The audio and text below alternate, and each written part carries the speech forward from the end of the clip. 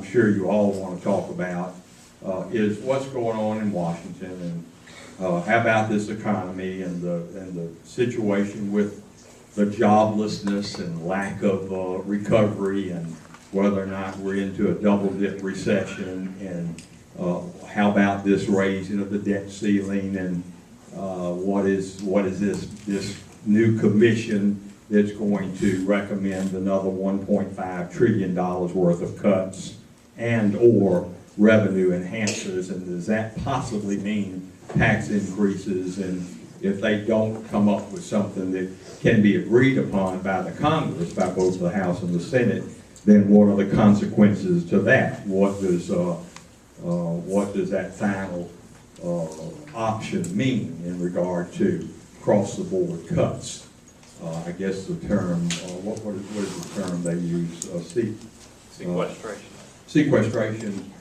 Yeah. So we can talk about all of that, and then in particular those of you, and there are a few in the room that would be very concerned about the programs that you rely on, Social Security, Medicare, and other things that we sometimes refer to as entitlements, and how do you deal with that? So let me go through a little slide presentation that John has prepared for us.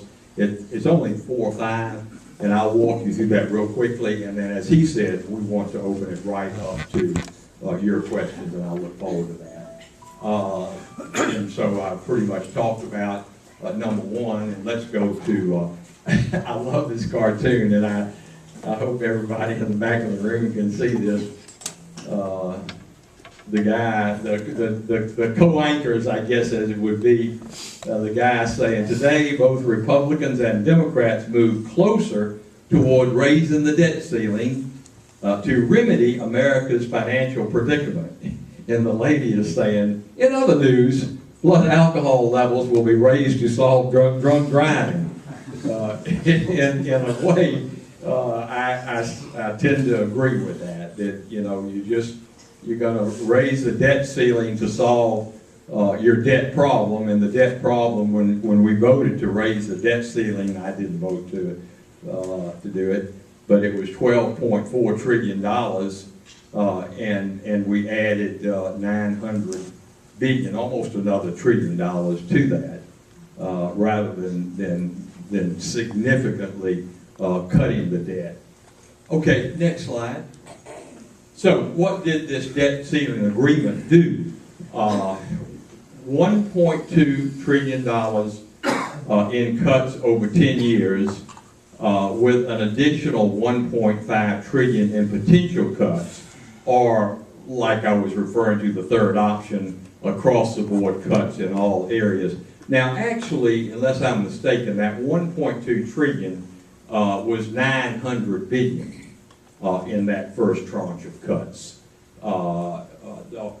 I'm sorry, it was the raising of the debt ceiling was 900 billion, and the cuts were 917 billion in that first tranche. But the second tranche would be the 1.5 trillion in potential cuts. There were no tax increases in the first cut, but these 12 members of the Congress, 6 from the Senate, 6 from the House, 3 appointed by Republican leadership, 3 appointed by Democratic leadership.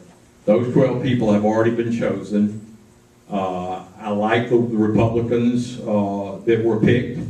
The Democrats I don't know as well, but they're charged with coming up with this, and I think it has to be before Thanksgiving, these additional cuts of $1.5 trillion, and the possibility of tax increases, or what they euphemistically refer to as revenue enhancers, is on the board. It's not off the board. This of course has me very concerned. And in the final statement, it says down there, it's a start, but passing a balanced budget amendment is not required to increase the debt ceiling. We will vote on a balanced budget amendment, and again, that will be before the first of the year, but it's not required that it pass before we raise the debt ceiling another 1.2 to 1.5 trillion dollars. So that basically is what this debt ceiling agreement was all about. There were 60-something of us on the Republican side in the House that voted against this. I think the Democrats pretty much split their vote, 95-95, something like that. And of course it did pass with a lot of Democratic support. Next slide. What I was holding out for, and what I still hold out for and pray for, because I think this is so important, is the cut, cap, and balance approach. And there's three aspects of this, obviously. Cut spending to 2008 levels. I mean, just cut right back. Not that we're not spending a heck of a lot in the year 2008, but let's get back to cutting and stay on that track. Caps federal spending at 18% of the gross domestic product. And you can't see this because it's in such small print, but, oh, thank you, John. Yeah, thanks. Let's see, just press it, yeah. Historical average of our federal spending as a percentage of the gross domestic product, all goods and services that are spent in any one year. Historical average is 17.7%. Today it's 23-24%. And according to the president's budget numbers, it's scheduled to stay there 25% over the next several years. So what we do in this cut, cap, and balance is over, I believe, about a 5-year period, ratchet that down and get to 18% and no more. And then that anytime you went over that, there would be a trigger to cut spending back down to that level. Makes any debt ceiling increase contingent upon a balanced budget amendment passing Congress and being sent to the states for ratification.